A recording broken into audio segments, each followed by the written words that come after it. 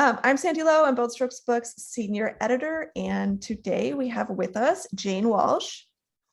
Hi, everybody. We have Ursula Klein. We have Melissa Brayden. Hello. And Claire Forsythe. Hi, guys. Hi, everyone. I do have an opening question for you, and that is, when do you think a first kiss should happen in either your novel or any novel? Does it always happen in the same place? Does it vary? What are your opinions on when a first kiss should happen? We'll start with Ursula. So I think it varies. In my novel, it's smack dab in the middle. And I know that for some people that's kind of late. For me personally, I think that that's a great place to be, because then, you've got the lead up, you've gotten to know the characters, there's some tension, but there's still plenty of time to kind of get the romance going. But to me as a reader, I don't mind, I've read great books where there's kisses right at the beginning, but I also don't mind waiting. I like a slow burn. Oh, there you go. All right. Grab her book for a slow burn. Claire, how about you? When in your novel or any novel do you think the first kiss should happen? Yeah, likewise, I like a bit of a lead up too, so I don't want to give it all away too soon, but at the same time, I don't want to wait forever for it. So it depends on how they're meeting and what they're doing, but sort of if there's a first date happening and there's no kiss, you're going to be disappointed. So sort of when a first date tends to go on, I would say that's the time to throw it in. All right, I like that. First base on the first date. Melissa, how about you? When should the first kiss be? If I had my preference, it would be really late. Sometimes the book doesn't always allow for that, though, especially if these are two people who thrive on the chemistry that they have between them. Sometimes that kiss winds up happening a little bit earlier, which usually means that the conflict has to jump in and then break them apart again at some point. But I think the longer you can dangle that carrot a little bit, the better the payoff is. So as a reader, I get so frustrated when it's not at the beginning, but you know what? It makes me turn the page more. And it makes me want to get to that kiss. So I think there's something to be said for that. All right. Well, that's lots of slow burns on this panel. I like it. And Jane, I'm sure with historicals, your context comes into play a bit too here for when the first kiss should happen.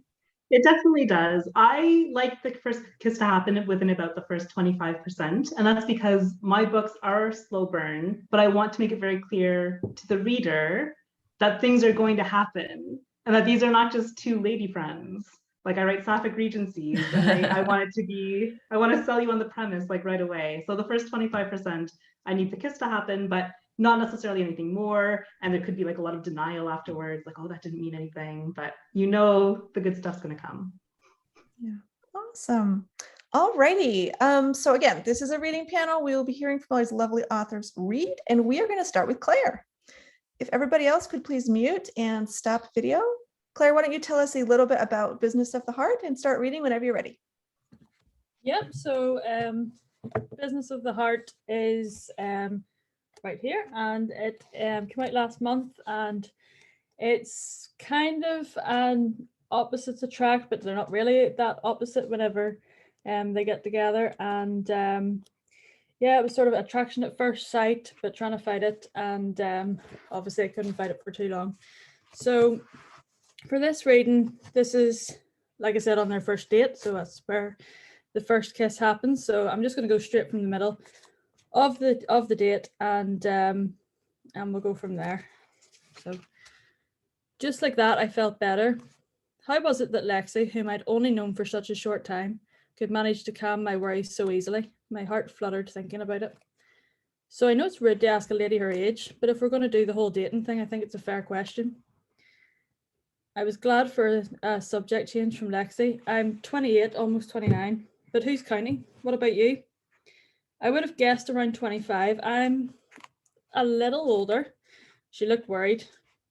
And how much older would that be? I asked with a grin. I knew it couldn't be that much.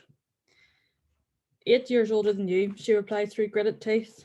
I laughed. Good job, I find older women very, very sexy. Enough of the older women bit. I'll take the sexy though. I'm joking.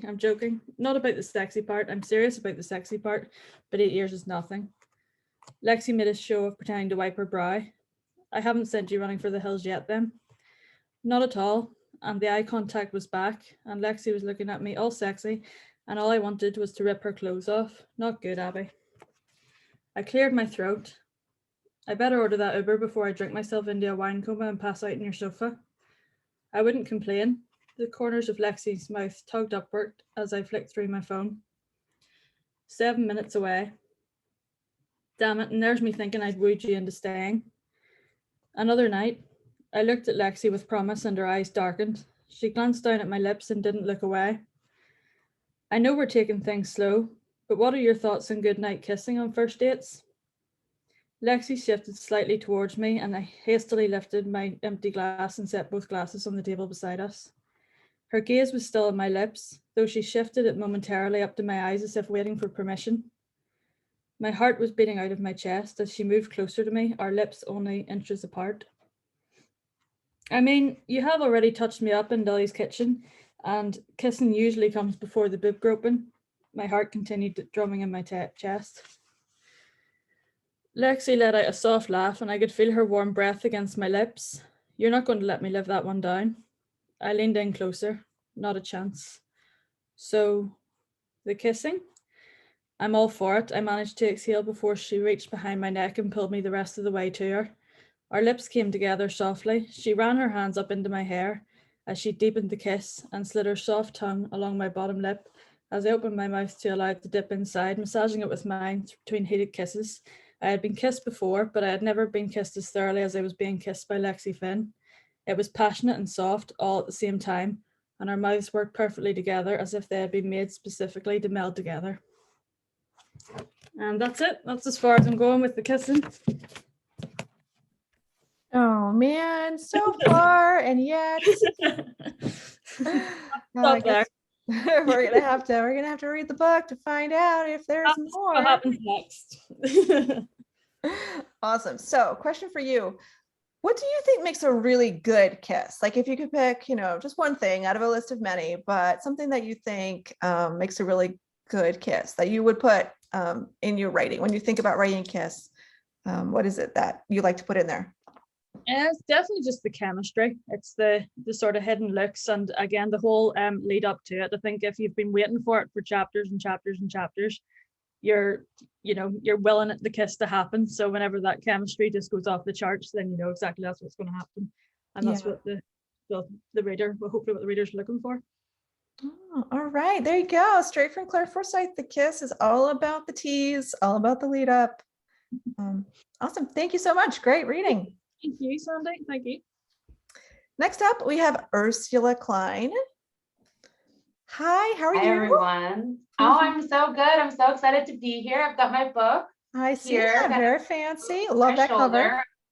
I know. I just love it. And several people have said, oh, it's got a bewitched vibe. And I'm like, yes, I was going for that. Awesome. Why don't you tell us a little bit about Enchanted Autumn and start your reading whenever you're ready.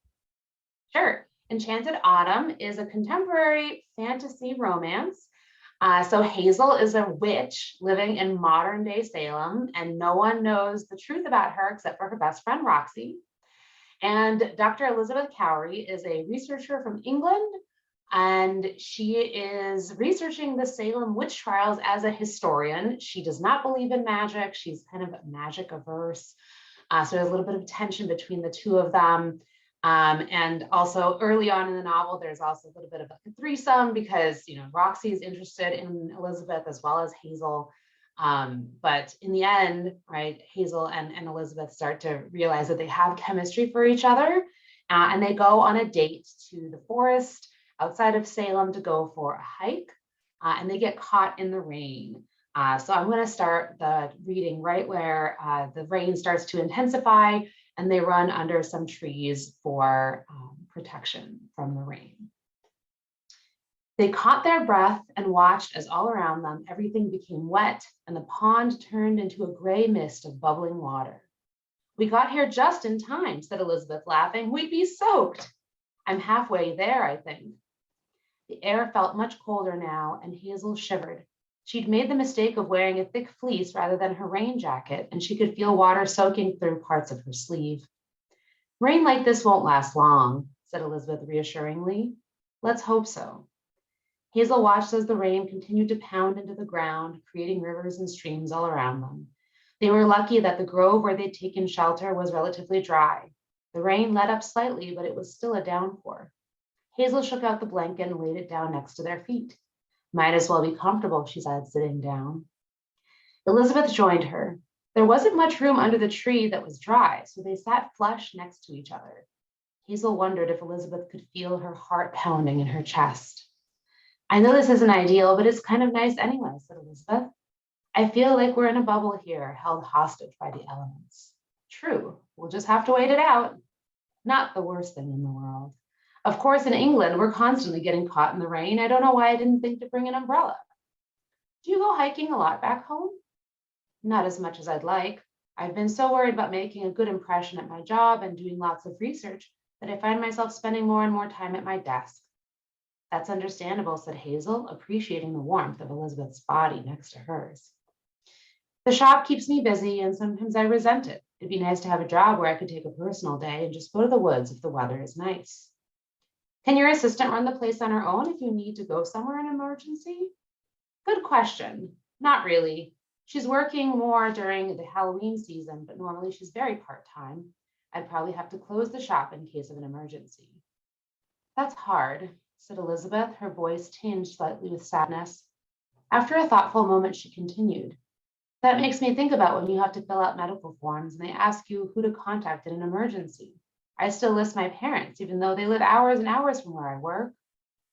I know what you mean. It's hard being on your own like that. Hazel took a breath to steady herself and decided to plunge in with her next question. You've never had someone to list as your emergency contact aside from your parents? Elizabeth chuckled. That's a very clever way to ask me about my romantic history. She gave Hazel a sidelong glance. No, I haven't. I had a girlfriend at uni, but it was never very serious. Before that, I was far too shy and nerdy to date anyone. You? Hazel blushed a little. I had a girlfriend in college too, but she was a year ahead of me, and when she graduated, she went home to California. We didn't want to do the whole long distance thing. And then there was Camille. Camille? Elizabeth's face was a blank. She clearly didn't remember their earlier introduction. The woman I introduced you to at the shop last week? The one who looks like a character from an Anne Rice novel? Elizabeth laughed at the description. How apt. Yes, I remember now. Does she always dress like that? Oh yes, a goth teenager all grown up. And of course in Salem, she fits right in. She used to do vampire tours and ghost tours. Was she a rival of Roxy's? Only for a short while. She gave it up, got bored. When we were dating, she'd help out a lot at the shop. What happened? If you don't mind my asking. Not at all. It's ancient history. Hazel made her voice as decisive as possible. She cheated on me and left me for... Hazel stopped herself. She nearly said, for another vampire. She was getting a little too cozy with Elizabeth. She was going to have to be more careful. Elizabeth didn't seem to notice the unfinished sentence. That's awful. What a terrible person, she said, her voice filled with disgust. It's all in the past, really. It's okay. I've made my peace with it.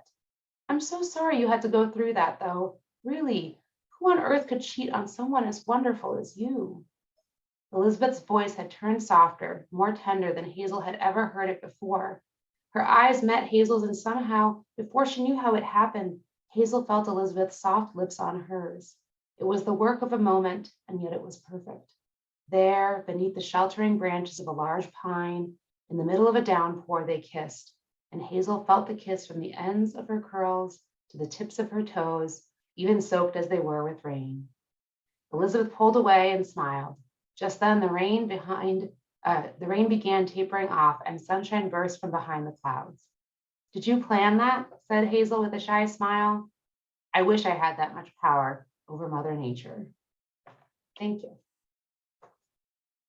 Oh, I gotta say, Kisses in the Rain are my favorites. Awesome. Okay, so same question for you. What do you think makes a really good kiss? If you had to pick one thing, in terms of your writing or just in everyday life, what's one thing that makes a kiss good? I just feel like there has to be that anticipation, like, is it going to happen? When is it going to happen? I want it. Does the other person want it? And then there's that magic when it actually happens for the first time, and you just kind of like can't belief that it's actually happening. And it does feel like magic to me. Aw, I think that's true. It's kind of like the resolution of the angst, right? To a certain part is the payoff, where they've been, does she feel or does they feel the same way about me? And that kind of resolves that little bit of angst. So awesome. Thank you. And fabulous kiss. Loved it. Next up, we have Jane Walsh. Hi, Jane. How are you? Very good. How are you today? I'm very, very good. I love your jacket. That's very cool. Thank you. Why don't you tell us a little bit about your new release, and you can start reading whenever you're ready. Okay. So my name is Jane Walsh. I'm a Regency romance author, and this is my third book, Her Duchess to Desire. And this book is about Anne, who is the titular Duchess, and she has hired an interior designer to dismantle her Mayfair mansion that she lives in because she wants to prevent her husband, the Duke, from coming home. So of course, she and the designer, Letty, renovate their hearts as well as the mansion, and they end up falling in love.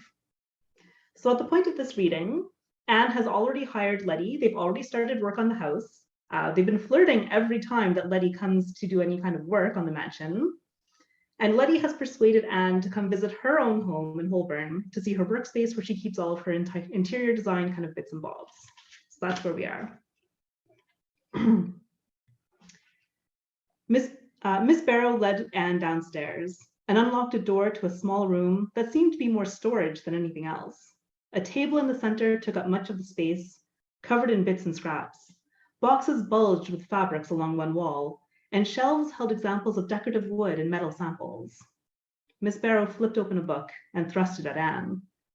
This fabric would be perfect for the armchair that I've planned for the corner of your room. It's a pretty enough shade of green, Anne said. Go on, touch it, Miss Barrow urged her. She tugged off her glove and stroked it. The thick, downy surface was like touching a kitten, and a sense of pleasure welled up inside her. Oh, indeed, it is perfect. There was a light in Miss Barrow's eyes as she seemed to study her more closely than the fabric. Well, then you must also feel this piece of elm wood for the finials that I'm designing for the bedposts. Anne blinked. The whole point of a bed was the mattress and the coverings, so why should she bother with touching the posts as long as they looked suitable? But Miss Barrow was already pressing it into her hand, and the satiny gloss finish under her fingertips was lovely. She shucked off her other glove and gripped the wood in both hands. Oh, it's so smooth. She remembered what Miss Barrow had said earlier about finials being curved like a woman's body, and she bit her lip. Miss Barrow leaned in behind her, slipping a sample of wallpaper before her. There was a chill in the room, and Anne yearned to press her backside against Miss Barrow's generous front. Unlike the furnishings, she could well enough imagine how she would feel. Warm, secure. Those strong arms would wrap around her waist, those clever hands would steal up to squeeze her bosom. She shivered. Cold? Miss Barrow asked. I could stoke the fire. But the fire was already stoked deep within her. It needed no encouragement. Anne cleared her throat. Please do not trouble yourself on my account. Well, it would be no trouble at all, Your Grace. That low voice was like a bellows, fanning her flames as she felt the warmth of her breath on her cheek. I feel like I have new eyes, Anne said, changing the subject. I never thought about these details so closely. Miss Barrow gave a sharp nod. Then I will concentrate on textures for your bedchamber, if you find that you enjoy them so. Now come back upstairs and let us have a cup of tea before your carriage returns to take you home. Anne followed her back up the stairs.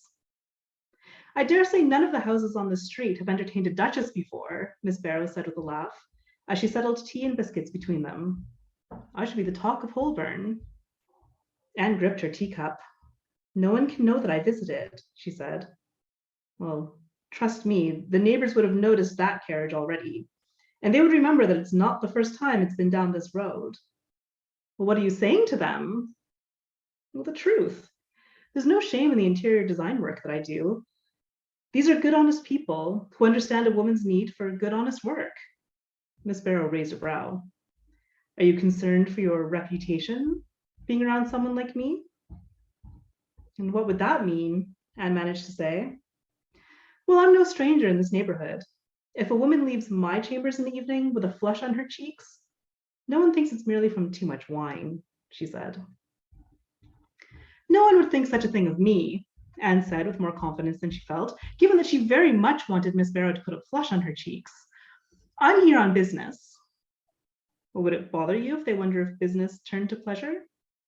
Well, of course. I have a reputation. My reputation hasn't suffered. Well, when you don't care, there isn't much to suffer. Of course I care. My name means everything to me, Miss Barrow snapped. My name, not the name of my father or my son. I have no patron of the arts to support me, no man financing my goals. Letitia Barrow stands on her own, and that means something. Her lips were thin and her eyes narrowed. Anne took a breath. I've overstepped. My apologies, Miss Barrow. I won't take more of your time today. She got up from the chair and was caught between it and Miss Barrow, who rose at the same time. She was so close that Anne could smell her spiced vanilla perfume, so close that there was no mistaking the fire in those gold-flecked brown eyes. This is a mistake, Anne breathed. But she knew it wasn't a warning she heard in her own ears. It was anticipation. Well, if it's a mistake, Your Grace, then we should make it well worth it. Those words should have scared Anne from moving. So surely this was some other woman leaning in, someone else's hands caressing Miss Barrow's strong forearms and sliding up to her shoulders, some other pair of lips that sought sweet purchase. But no, those lips were very much Anne's own, desire heating her body where it came up flush against Miss Barrow's. Her lips were so soft, her hands gentle on Anne's waist. Anne ran her hands over her braids, learning their texture the way she had learned that of velvet and brocade and gloss polish downstairs, and then held onto her shoulders to draw her closer as she deepened the kiss. Miss Barrow bumped her up against the tea table with a clatter of cups. Anne hoped they hadn't broken, but thought escaped her as Miss Barrow's warm lips moved over her chin and down her throat and pressed a sensitive spot against her collar that weakened her knees. To hell with the teacups, she could buy more. She arched up against her, shifting so her bottom was on the table, allowing her thighs to part enough for Miss Barrow to press closer between them.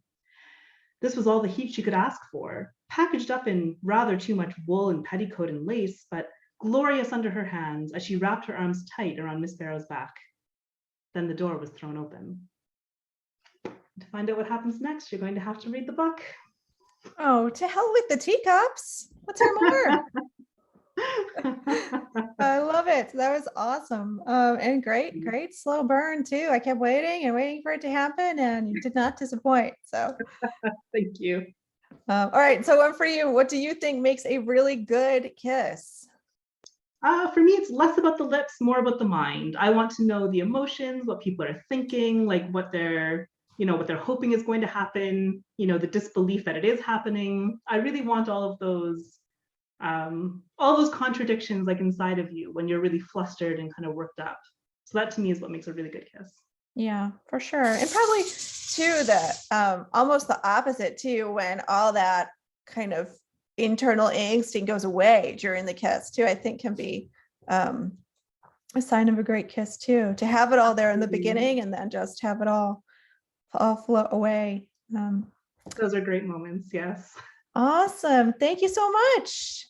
Last up, we have Melissa Brayden. Hello. Hi, I was thinking the same thing, as she can get new teacups. It's gonna be fine. Right? Like, don't worry about the teacups. They're good. I love how proper they are in those historicals. You just want them to mess each other up a little bit, which is perfect. It's what's happening. So yeah, and I love Jane's particularly because they're very proper on the outside, but on the inside, those thoughts are not too proper. So yeah, those are some of my favorite books. I love the historicals. I love it. All right, why don't you tell us a little bit about exclusive?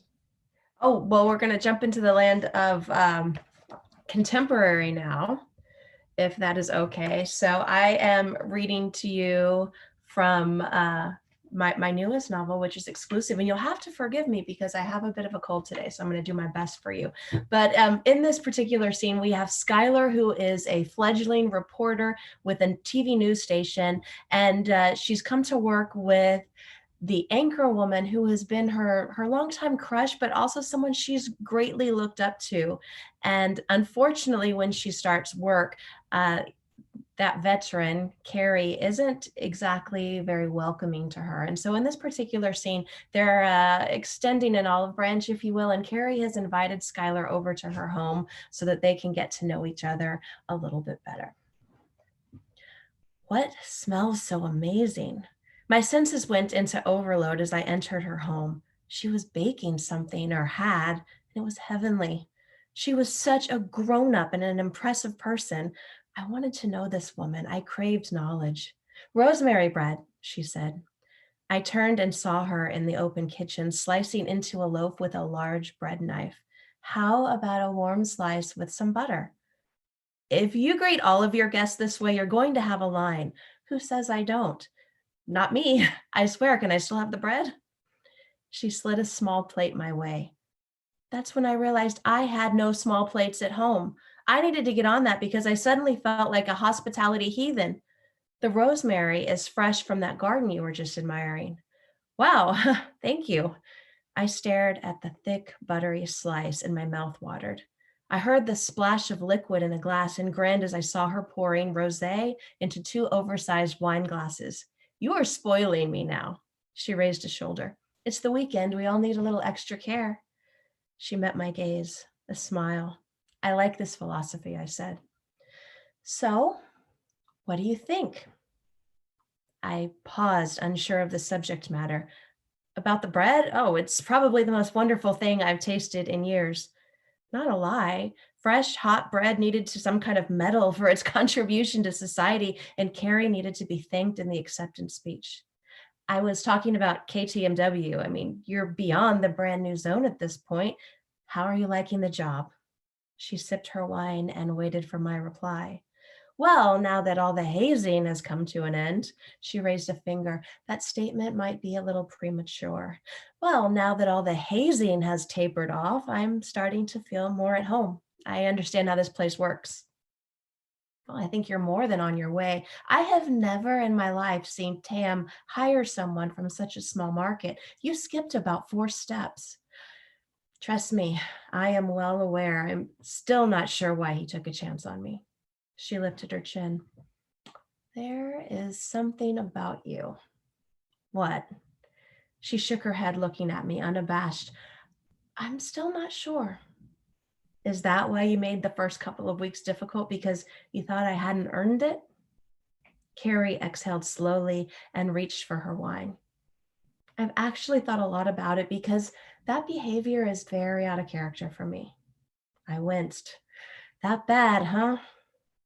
I think the answer is a 2-parter. You're young and beautiful, and you have this very noticeable presence. The trifecta had me intimidated.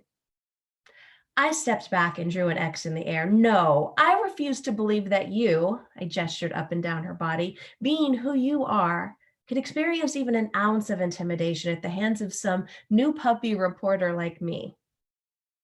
Well, you have to, because it's true. She shrugged. I'm human. I'm also not 20 anymore and well aware of my shelf life when it comes to cameras.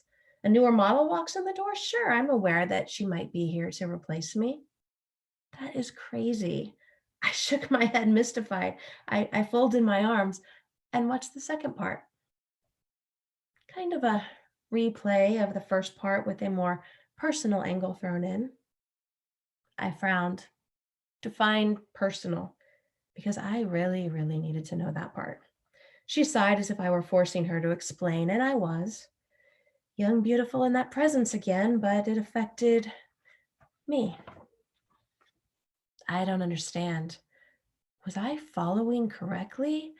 I surely wasn't. My insides were going warm, though. Outside of the job. She stared at me, waiting. Oh.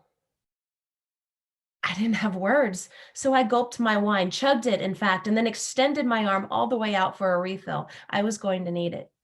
Carrie laughed and reached for the bottle. Okay, that was adorable. I re-emphasized my request with a second bounce of my arm, and Carrie obliged with a laugh and a splash of wine. Well, I said, if you were intimidated by me, I was terrified of you and in awe. I've been watching you on television for years, looking up to you. Since you were what, a child, a toddler? Stop that. I will be 30 in March. Thank you very much. March, huh? 9.5 years. See, we're contemporaries. She laughed out loud at that one. And because I want to be invited back to your deceivingly large home someday, I'm going to go ahead and go. Well, then I am sending home the rest of the bread with you. Then it must be Christmas. Just call me Mrs. Claus. Nope, I couldn't do that because Mrs. Claus had never been this sexy. And that's what Carrie did to me. Sex comparisons with beloved childhood characters. She was that potent. Well, since I have permission, we walked to the front door and I rocked back on my heels. See you soon? Monday. She opened her arms and I moved into them. She pulled me against her. Is it wrong that I delayed a few beats before letting go? When I pulled back, there were her blue eyes looking at me. Our faces were noticeably close and neither of us went out of our way to amend that. I'd seen moments like this in movies, but had never experienced one for myself. Time suspended. An almost kiss, leaving Carrie and me breathing in the same air, hovering somewhere close to perfect for just a few select seconds of wonder. She adjusted a strand of hair on my shoulder and took a step back. She noticed it too. That moment proved it. I lifted my hand in farewell and wordlessly headed back down the sidewalk in an unfortunate careening back to humdrum normal life.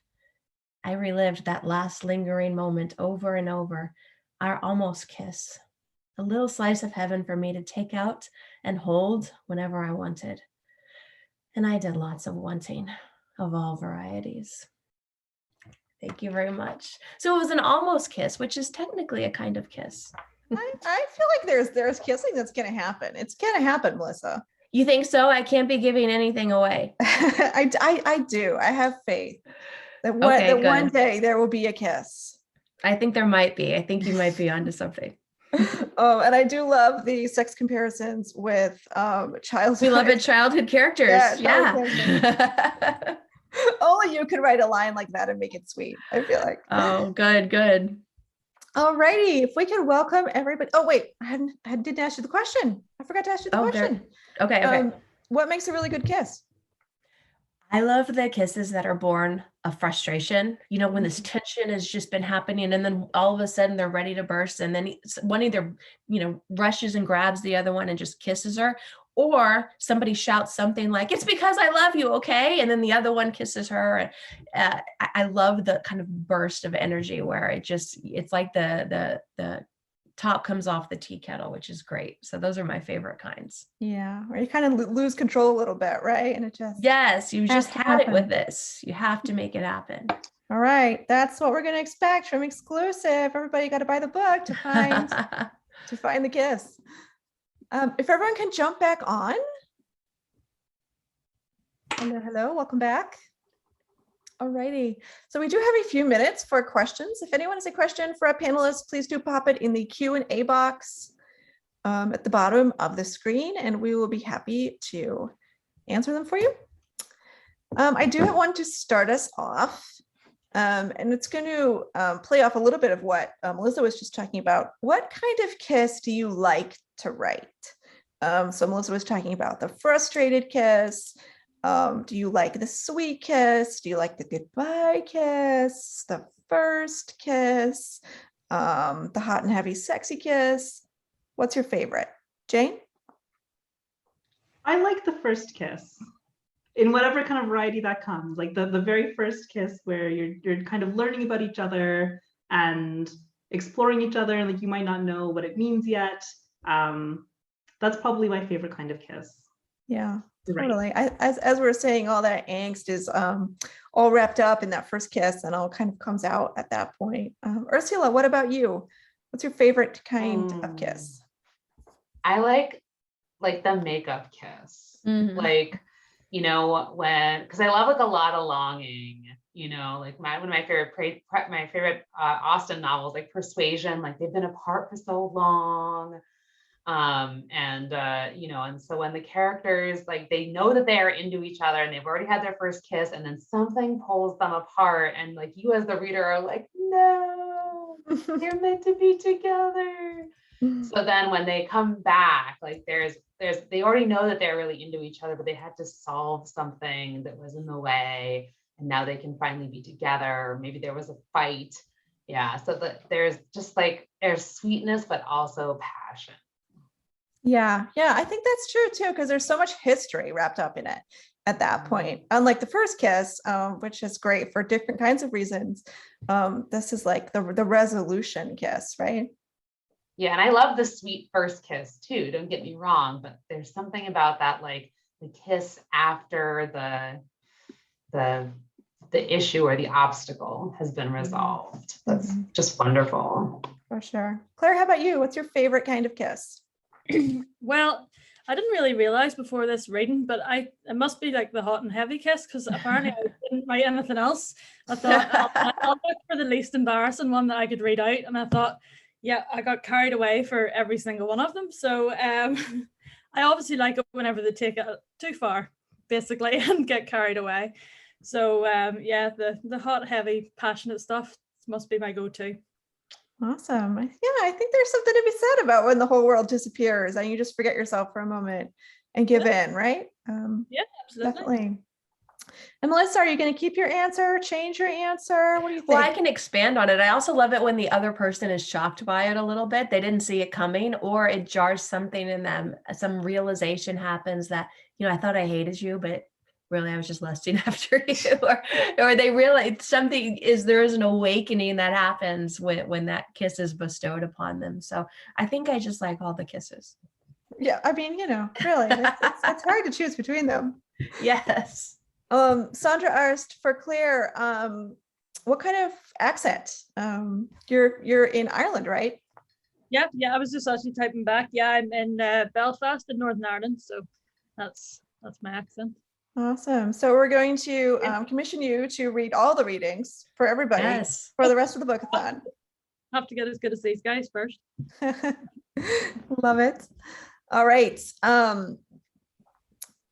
Okay, so what do you like your kisses to say? So we've been talking a lot about like the slow burn, the build up, the angst around it. If you had to kind of express what it is that you want to get across to the reader in the form of a kiss, what do you think that your kisses would say? Why don't we start with Claire? It's just that moment whenever the two people finally give in, because with my two characters, they were both fighting against it. And I think it's just that moment where they sort of realize, and I think the reader realizes that they're meant to be together, because this kiss is the moment that brings them even closer together. And that, it's just going to get better from there. Yeah, that moment where they stop fighting what they're feeling. Yeah, exactly. For sure. Melissa, how about you? What do your kisses say?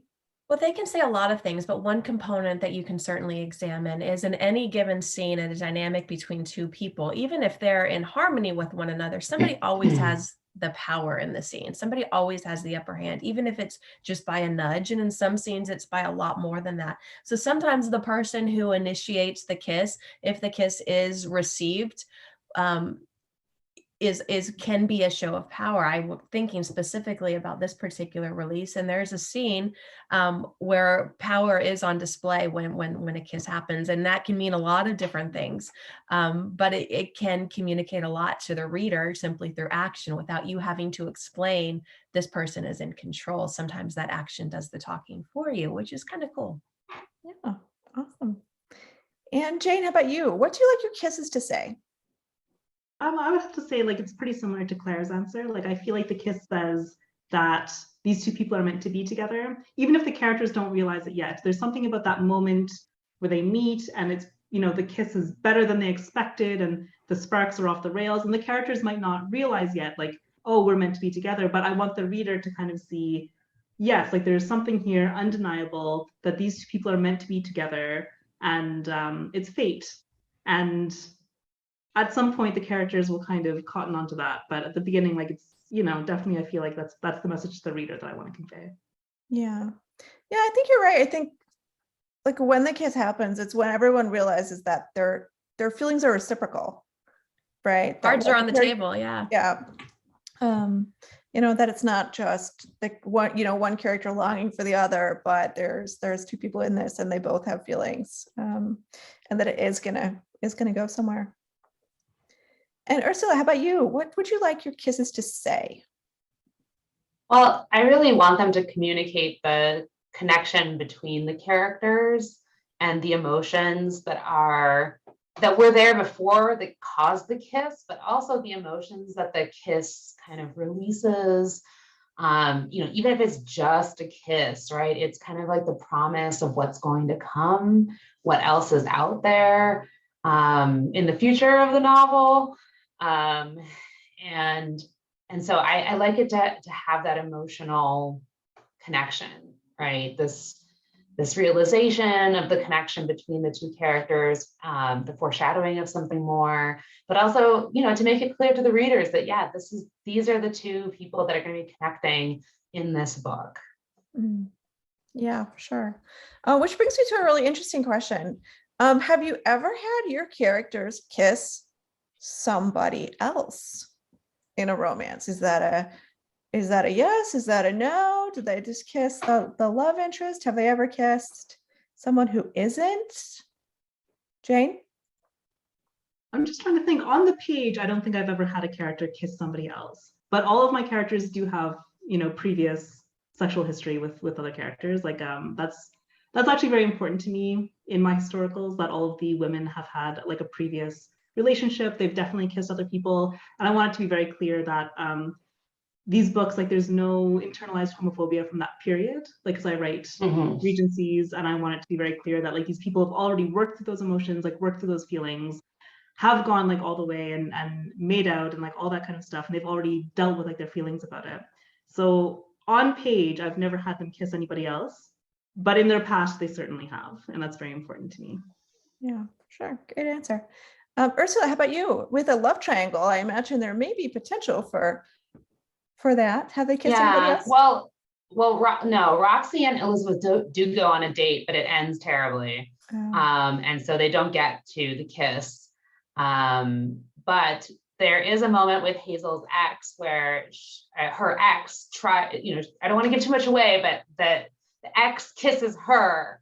But it only makes her realize just how much she's over that person. So yeah, there are some like random kisses flying around, but I try to make it so that the two people who are falling in love, they're really oriented towards each other.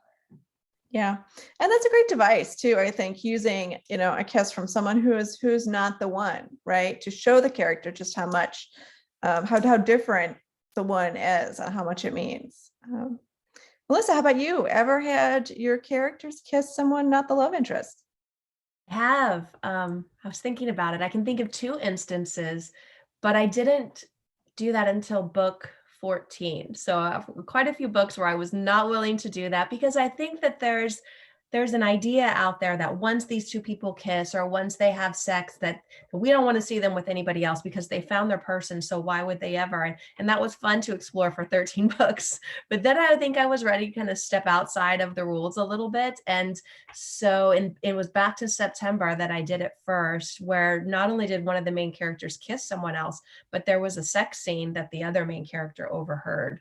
And so there was a little bit of flack from people who said, I couldn't believe that. But I think overall, and the larger majority of people understood where it fell in the story and that it was important to their journey for the big realization for the character who was with somebody else. And that's key. I think if there is a love triangle or a kiss or a sex scene with somebody outside of, the end game romance, that it has to not compare.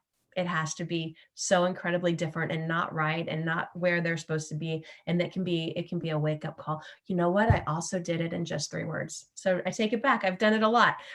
The things we learned. Yes. I totally pegged you as no way. So no, that's 3 books I can think of. I bet if I kept thinking there'd be more, but awesome. And Claire, how about you? Has your character kissed anyone not the love interest? No. Well, it's only book 1, so I'm still very much at that stage Melissa was talking about, where they can only kiss each other. I can't get that yet. There's somebody that wishes that one of the characters kiss them, but didn't help. Oh, maybe they'll get their own romance one day. Get the right kiss then. We do have a question from Joni about whether you start with your characters when you're building your story. And do you kind of come up with your character chemistry first, or do you come up with your plot first and then try to figure out what kind of people would be a part of this plot? Why don't we start with Ursula? Characters or plot first? I think it's characters. Because the characters will kind of drive the plot in a way. So with Enchanted Autumn, I definitely knew I wanted to write about a witch, and I wanted her to be in Salem because I've been there and I enjoy all things witchy. And so then I thought, what would be a great conflict? And I was like, well, what if it was someone who was very like magic averse for professional reasons, right? So Elizabeth researches the witch trials and she's a professor, so she doesn't want people to think that she's, into like, mumbo jumbo magic. So she's very like, I have to do this, from historical research perspective. So that kind of drove the plot and the conflict between them.